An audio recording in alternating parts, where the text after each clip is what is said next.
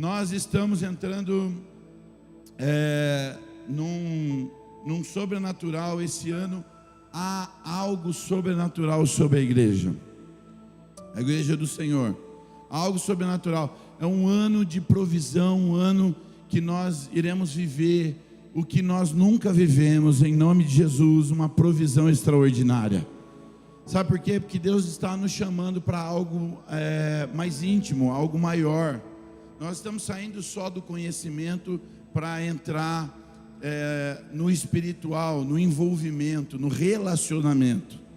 Não é só experiência, mas é relacionamento, né? Nós estamos saindo de buscar ler a palavra só porque nós precisamos sair de uma prova, precisamos sair de uma dificuldade, porque quando eu busco a palavra de Deus só para sair de uma dificuldade, só para eu sair de uma prova, só para eu arrumar um problema que eu estou passando, quando esse problema acaba, cadê a motivação? Qual é a próxima motivação que eu vou ter para buscar a Deus? Se eu estou buscando a Deus só por causa daquilo que está me pressionando, aquilo que está trazendo um peso sobre as minhas costas. Se eu estou buscando a Deus e lendo a palavra só porque eu estou precisando de algo, a hora que passar esse vento na minha vida, a hora que passar esse deserto na minha vida, qual vai ser a motivação que eu vou ter para buscar a Deus?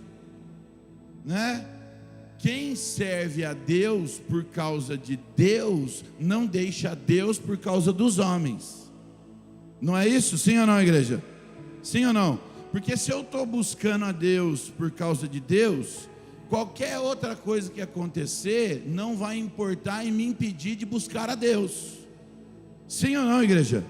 Fala para o seu irmão, eu busque a Deus por causa de Deus. Quando eu busco a Deus, eu tenho que buscar por causa dele. Ah, mas eu tenho uma dificuldade. Amém.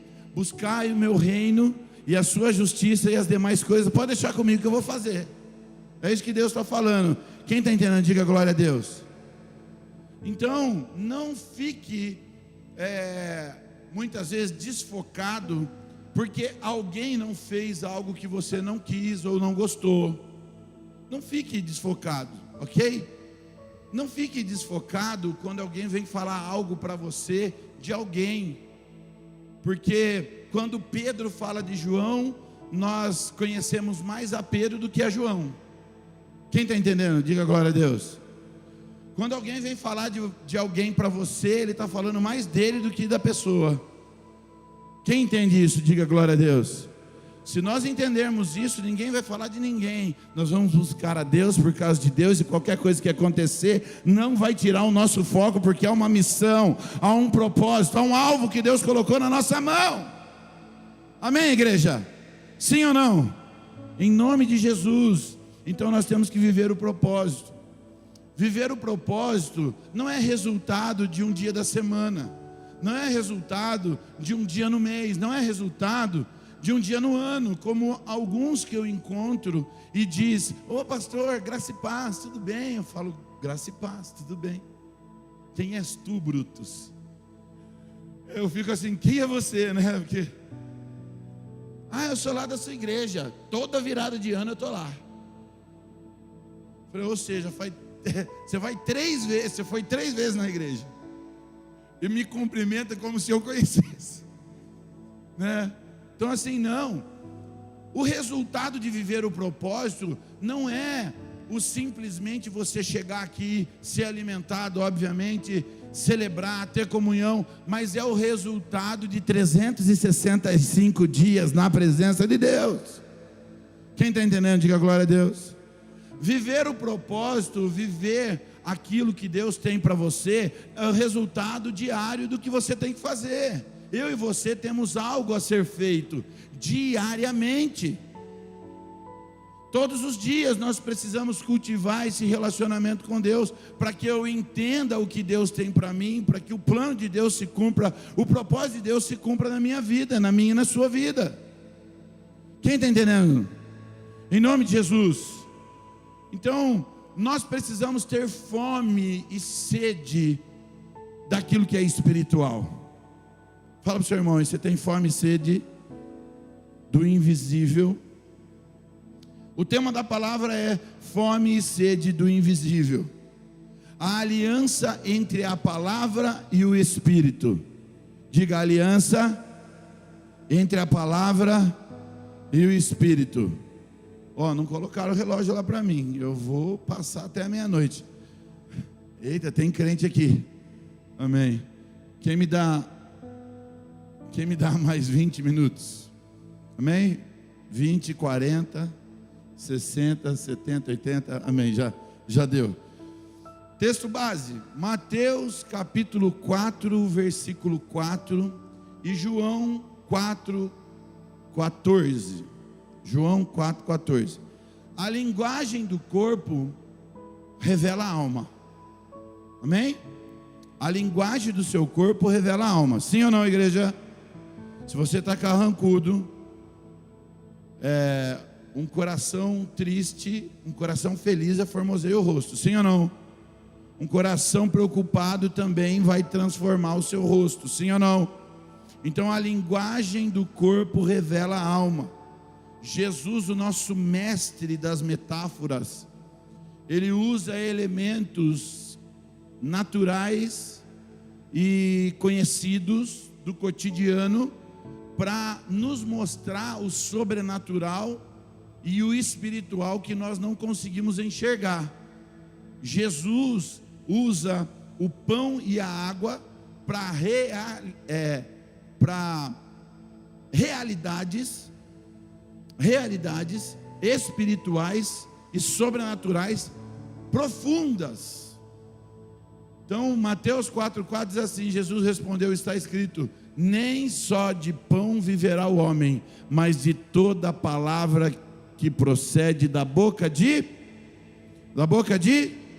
vamos ler comigo. Jesus respondeu.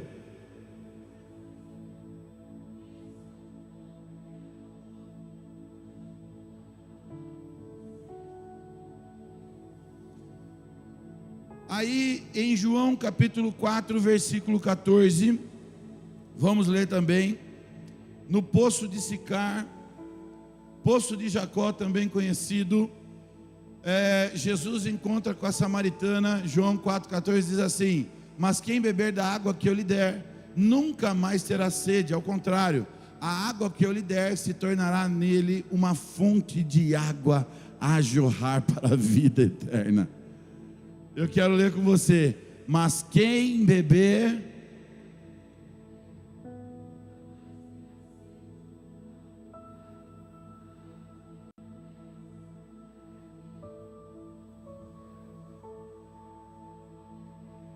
amém? A água aí jorrando no seu interior, sim ou não? Você pode exaltar o nome do Senhor, sim ou não? Ambos os textos, tanto Mateus 4,4 como o que nós acabamos de ler, João 4,14, eles falam da necessidade humana. Jesus usando aqui uma metáfora para tentar explicar aquilo que eles não conheciam, para eles entender. Então ambos os textos estão falando da necessidade humana, que é fome e sede. E aí ele traz da fome e sede a provisão divina, palavra e espírito. Quem está entendendo, diga glória a Deus. E como essas duas realidades, fome e sede, palavra e espírito, como essas duas realidades se conectam na nossa vida no dia de hoje? De que forma que é conectado? Primeiro, a palavra alimenta. Vou falar de novo. A palavra alimenta.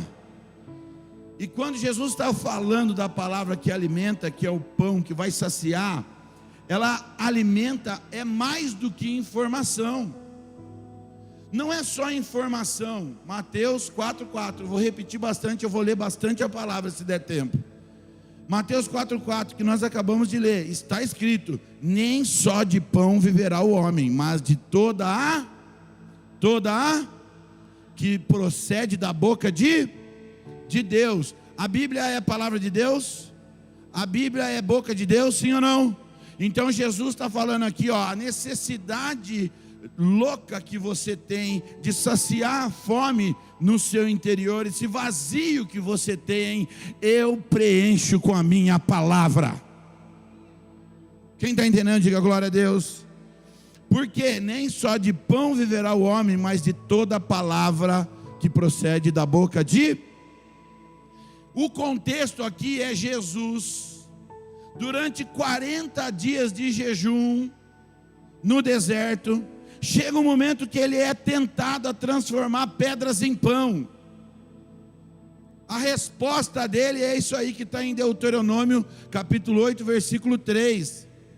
Ele não nega a fome física, mas ele prioriza a dependência de Deus. Quem está entendendo? Diga glória a Deus. Deuteronômio 8,3 está dizendo o seguinte: ele humilhou vocês e os deixou passar fome. Depois sustentou com o maná, que nem vocês, nem os seus antepassados conheciam, mas para mostrar-lhe que nem só de pão viverá o homem, mas de toda palavra que procede da boca de Deus ou do Senhor? Do Senhor, da boca do Senhor, de Deus. Então o que Jesus está falando aqui? Ele rebateu o inimigo só com a palavra. Nós vamos entender isso. Aqui ele está revelando a palavra como um relacionamento. Por isso que eu digo, o resultado de viver o propósito não é somente um dia ou outro, mas o resultado de viver um propósito é viver 365 dias no ano, buscando, se relacionando a Deus com a palavra, através da palavra. Quem está me entendendo, diga glória a Deus.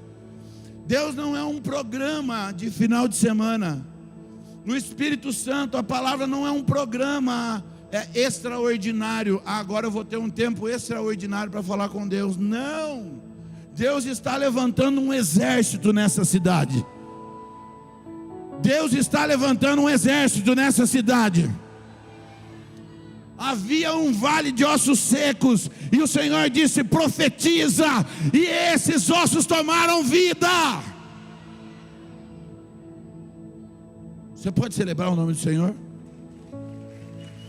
Deus está revelando aqui como um relacionamento a palavra. Jesus, no deserto em Israel, nós vemos e aprendemos na semana passada que o maná não era só um alimento, mas era a confiança, era um relacionamento, era um diálogo de confiança diário com Deus. Era o que Deus gostaria de ter com o povo. Deus estava entregando maná e dizendo assim: deixa eu provar o coração dele. Quem lembra dessa palavra da semana passada? Glória a Deus, amém. Gente, por isso que é bom às vezes você anotar, porque quem anota guarda um pouquinho mais, ok? A palavra, ela não é um manual, como a gente às vezes tem costume de dizer.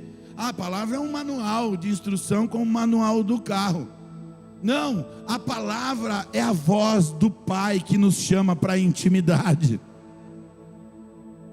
Sim ou não? A palavra é a voz de Deus. Sim ou não? João do 1 ao 14, João capítulo 1, do versículo 1 ao 14, eu quero ler com você. No princípio era a palavra, e a palavra estava com Deus, e a palavra era Deus. Aquele que é a palavra estava com Deus no princípio. Todas as coisas foram feitas por intermédio dele. Sem ele nada do que existe teria sido feito. Nele estava a vida, e esta era a luz dos homens. A luz brilha nas trevas, e as trevas não a derrotaram. Surgiu um homem enviado por Deus, chamado João. Ele veio como testemunha para testificar acerca da luz, a fim de que por meio dele todos os homens crescem. Ele próprio não era a luz, mas veio como testemunha da luz. Estava chegando ao mundo a verdadeira luz, que ilumina todos os homens. Aquele que é a palavra estava no mundo, e o mundo foi feito por intermédio dele, mas o mundo não o reconheceu. veio para o que era seu, mas os seus não o receberam. Contudo, aos que o receberam, aos que creram no seu nome, deu-lhes a autoridade de se tornarem filhos de Deus, os quais não nasceram do sangue, nem pela vontade da carne, nem pela vontade de homem algum, mas nasceram de Deus. Aquele que é a palavra tornou-se carne e viveu entre nós. Vimos a sua glória como do unigênito vindo do Pai, cheio de graça e cheio de verdade. Querido, a palavra, o verbo se fez carne e habitou entre nós. Sim ou não? E aí, o Espírito então vem através de Jesus. Em Jesus nós somos atraídos muitas vezes para a autossuficiência. A tentação do diabo era fazer Jesus agir independente da vontade do Pai. O diabo queria que Jesus tomasse uma atitude contra a vontade do Pai. E hoje a fome que nós temos no nosso interior, essa ansiedade louca por soluções rápidas, remédios rápidos, nos leva a buscar pães, ou seja, nos leva a buscar coisas que nós queremos saciar a nossa sede, trabalhando excessivamente, entretenimento excessivo, entretenimento vazio, saídas sem propósito, querendo saciar algo demasiado no interior.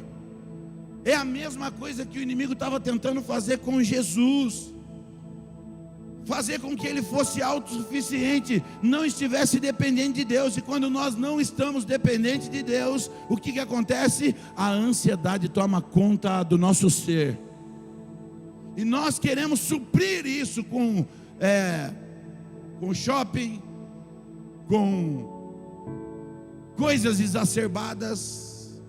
Às vezes fica até meia-noite, é para ir embora do trabalho 6 horas, fica até meia-noite, se excede, porque há uma fome por se saciar. E aí eu pergunto para você: como você tem cultivado a fome pela palavra? Pergunta para o seu irmão aí: como você tem cultivado a fome pela palavra? Pergunta para ele. Ler as Escrituras, ler a palavra de Deus, não é sobre acumular conhecimento, mas é sobre ouvir aquele que é a palavra. Quem está entendendo, diga glória a Deus. Apocalipse 3:20: eis que estou à porta e bato, se alguém ouvir a minha voz, abrir a porta, entrarei e cearei com ele e ele comigo. Quem está entendendo, diga glória a Deus. Então, a leitura das Escrituras, o estudo, não é sobre acumular conhecimento, é sobre relacionamento, é sobre ouvir aquele que é a palavra. É como se você estivesse falando com Deus. A leitura da palavra, quem está entendendo? Quem está entendendo, diga glória a Deus. Não adianta eu adquirir conhecimento, mas eu não ter relacionamento com a palavra, não ter aplicabilidade da palavra. Vai virar um crítico exacerbado, um teólogo chato, um analista evangelista. O que você faz? Eu analiso. O que? Tudo que os outros fazem, eu não faço nada. Eis uma nova profissão: analista evangelístico. Quer falar daquilo que não faz, às vezes, pior ainda, né? E ainda fala daquilo que não faz, daquilo que deveria estar fazendo. Por isso que Jesus nos chama para ser discípulos. Ele nos ensina, nos orienta, derrama sobre nós. E agora eu estou cheio, a botija está cheia, e agora eu estou cheio, e glória a Deus, cheio. E aí?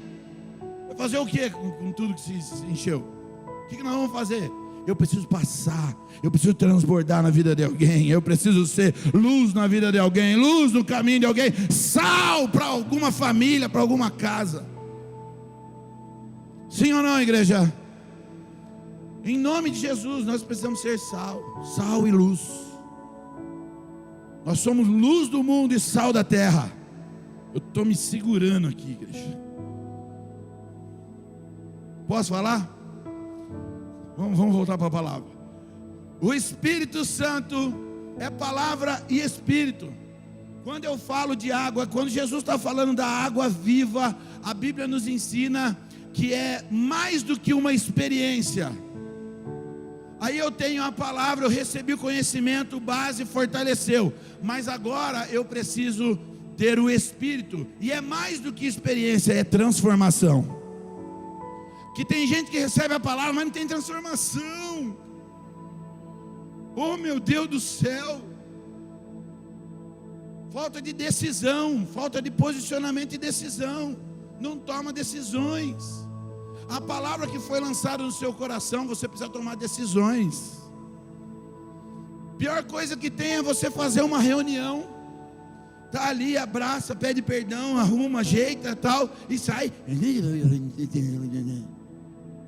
Satanás, diabo no diabo.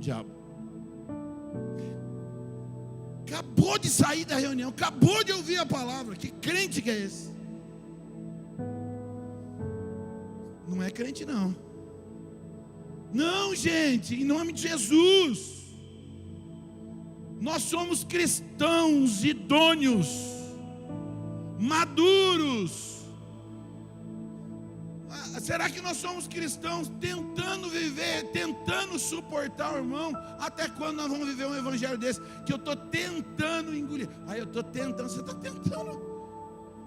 Meu irmão, o diabo está ali, procurando a quem possa tragar. Fecha essa brecha, em nome de Jesus. Perdoa, vamos caminhar. A missão é maior, a visão é maior, o propósito é maior. É maior. Ele nos chamou para algo maior. Então é receber a palavra. Agora é receber a água, que é o Espírito. A água que é o Espírito, João 4,14. Mas quem beber da água que eu lhe der, nunca mais terá sede. Aleluia. Ao contrário, a água que eu lhe der se tornará nele uma fonte de água a jorrar para a vida eterna. Sabe qual é o contexto aqui que Jesus está lançando essa palavra? O poço de Sicar que eu acabei de falar, o poço de Jacó.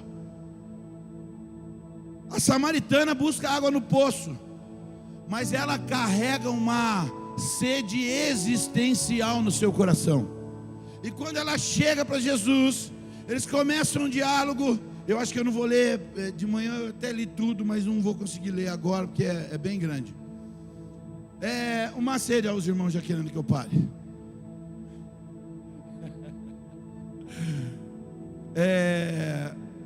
Ela começa um diálogo ali com Jesus.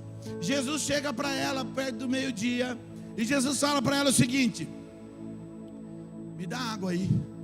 Falou, como assim? Você é judeu? O judeu não fala com a gente? Por que você está pedindo água para mim? Ele fala assim: minha querida, se você soubesse com quem você está falando, você me pediria água e eu te daria a água que jorraria do seu interior, e nunca mais você terá sede. Ela fala: estou dialogando aqui para ser mais rápido, tá? Depois você vai ler lá na sua casa, presumo que você lê. Ela fala assim para ele: quem é você, né? Quem é você? Tal. E aí Jesus olha para ela e fala assim. Aí ela fala que ele não tem com que tirar água. Como que ele ia dar água para ela se ele não tem nem como tirar água, né? Daí ela fala: é o Senhor maior do que nosso pai Jacó, que bebeu e os seus filhos beberam desse poço, seus animais, tal. E começa o diálogo. E aí Jesus fala para ela: vá pedir para o seu marido. né? Jesus fala para ela: vá pedir para o marido. A gente vai pegar essa passagem. Aí ela fala assim: não tenho marido. Aí Jesus fala para ela: você não tem mesmo. Você teve 5, você está com o 6º. Porque você está tentando saciar a sede e a fome que você tem. Ela tinha 5 maridos, Jesus revelou a vida dela. Ela estava com o 6º, e ele diz assim: e esse que você está, o 6º que você está, também não é seu marido.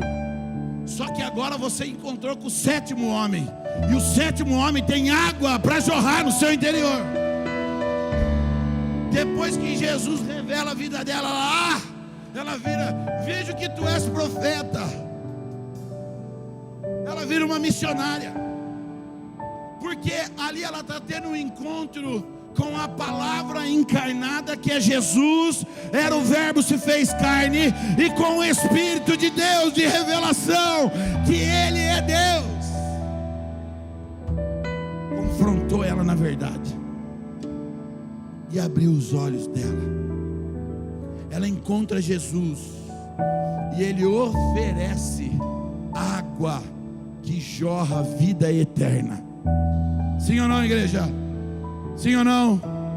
Qual é a revelação aqui? O Espírito como presença. O Espírito é a água. Água viva é o Espírito Santo. João 7, do 37 ao 39. Que não apenas alivia nossa sede, mas renova a fonte. João 7, do 37 ao 39. No último e mais importante dia da festa, Jesus levantou-se e disse em alta voz: se alguém tem sede, venham a mim e beba. Quem crer em mim, como diz a Escritura, do seu interior fluirão rios de água viva. Imagina Jesus gritando isso. Eu imagino Jesus gritando: quem crê em mim, fluirão rios de água viva. Ele estava se referindo ao Espírito, que mais tarde receberiam os que nele crescem.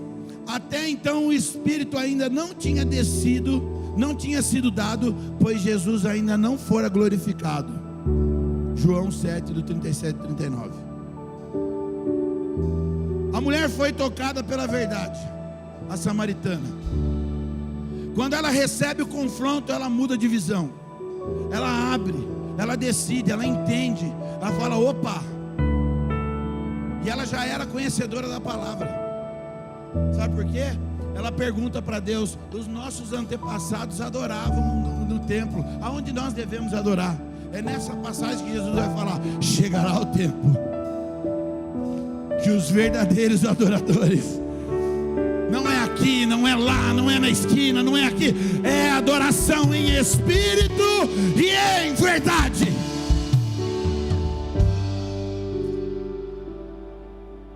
Essa mulher começa a entender. Ela tinha a palavra, mas ela não tinha o Espírito. Ela tinha o pão, mas não tinha a água. Pão e água. Quem está entendendo? Quem está entendendo, diga glória a Deus.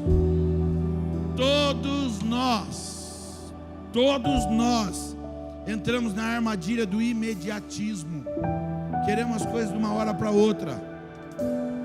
Assim como a mulher samaritana que foi no poço para matar a sede naquele dia. Ela foi só buscar água naquele dia ali, só para matar a sede naquele momento. Mas Jesus estava ali falando: eu tenho mais do que a sede diária. Eu tenho mais do que matar a sede diária. Nós não podemos buscar o Espírito Santo por emoções, só por um momento de arrepio. Quem crê se arrepia, fica tranquilo. Nós vamos se arrepiar, nós vamos plantar bananeira, nós vamos, sabe, falar em línguas, nós vamos profetizar, sim. Mas é mais do que isso. Não é algo passageiro, é algo que flui no interior. É algo que está jorrando o tempo inteiro. Quando você passa por desafios, você sente aquela emoção ruim, aquele desejo ruim, às vezes aquela aquela raiva, aquele ódio, aquela tristeza, mas você volta os seus olhos para os montes, de onde me virá o socorro? O meu socorro vem do Senhor, e eu lembro que o socorro vem dele. Eu posso estar passando pelo que for, a água continua a jorrar, a água continua a jorrar. João 16, do 8 ao 13. Quando ele vier, convencerá o mundo do pecado, da justiça e do juízo. Do pecado, porque os homens não creem em mim. Da justiça, porque vou para o Pai e vocês não me verão mais. Do juízo, porque o príncipe desse mundo já está condenado. Tenho ainda muito que dizer, mas vocês não podem suportar agora. Olha só, hein? Teve discípulo que foi embora sem... Imagina se ele terminasse e falasse tudo o que tinha para falar. Quando, porém, o Espírito da verdade vier, ele os guiará a toda a verdade. Não falará de si mesmo, falará apenas o que ouvir e anunciará a vocês o que está por vir. Espírito Santo, sim ou não? Como buscamos? Nós buscamos o Espírito para aliviar a sede ou para transformar a nossa vida? Sim ou não? Nós buscamos para aliviar a sede ou para transformar a nossa vida?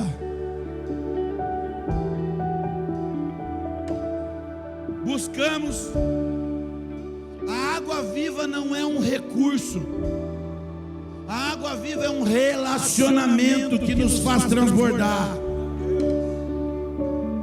Quem está entendendo, diga glória a Deus. A água viva é um relacionamento, meu irmão, minha irmã. Faz você transbordar. Querido, quem transborda não entra na frequência do diabo. Quem transborda não entra na frequência da destruição, da maledicência, da maldade, do perigo. Quem transborda não dá vazão para isso. Jesus olha para Pedro. Olha para o Pedro aí, olha para o Pedro aí. Se ele não tivesse cuidando de Pedro, Jesus chama Pedro de diabo. Pedro, hein? Para trás de mim, Satanás. Você não está querendo a vontade de Deus, você está querendo a vontade de Deus, dos homens. Quem está entendendo, sim ou não? Você pega alguém que briga dentro de casa e não consegue pedir perdão dentro de casa, está transbordando o quê? O Espírito.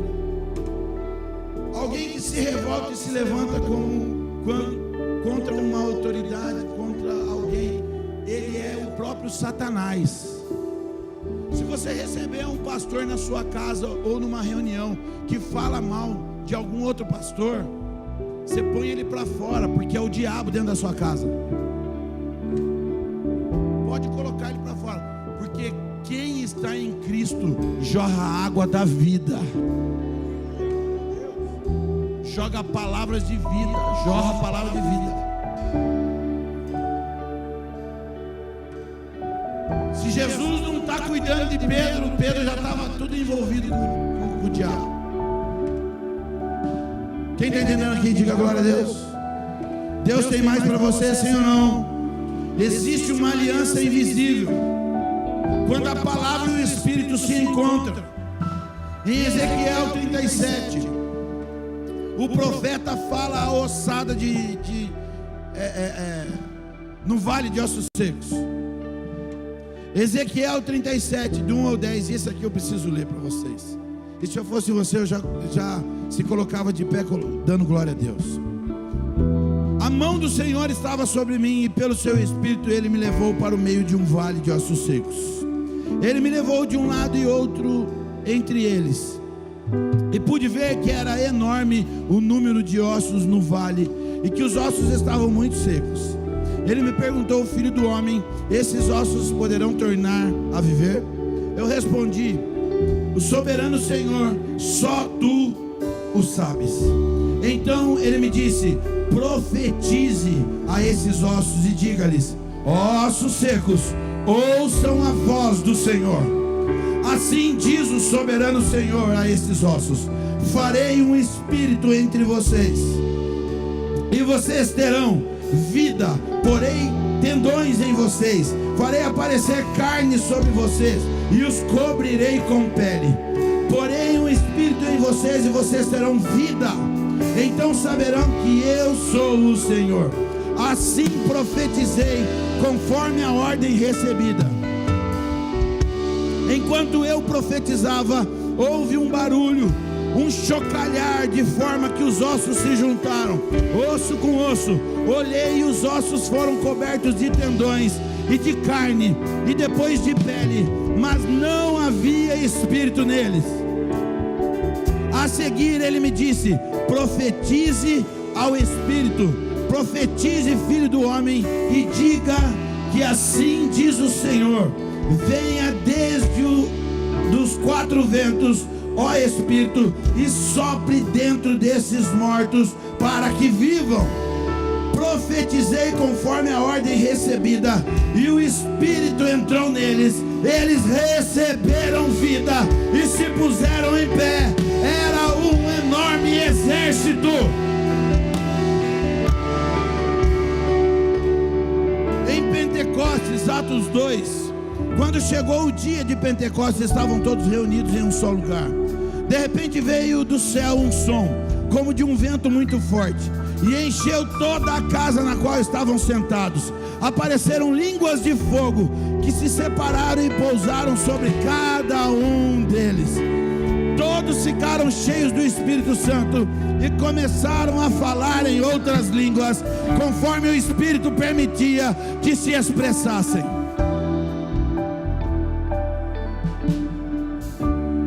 O que Deus revela hoje na sua palavra: não existe palavra sem Espírito. Palavra sem Espírito é religiosidade. Palavra sem Espírito é falta de visão, é farisaísmo. E não existe Espírito sem palavra, porque Espírito sem palavra é falta de raiz, é experiência sem raiz, é só uma experiência, é ter dons e não saber usar os dons que tem. Quem está entendendo aqui, diga glória a Deus. Espírito sem palavra é falta de raiz. Agora, palavra mais Espírito, vida abundante. Palavra e Espírito, João 10:10. O ladrão vem apenas para roubar, matar e destruir. Eu vim para que tenham vida e tenham em abundância.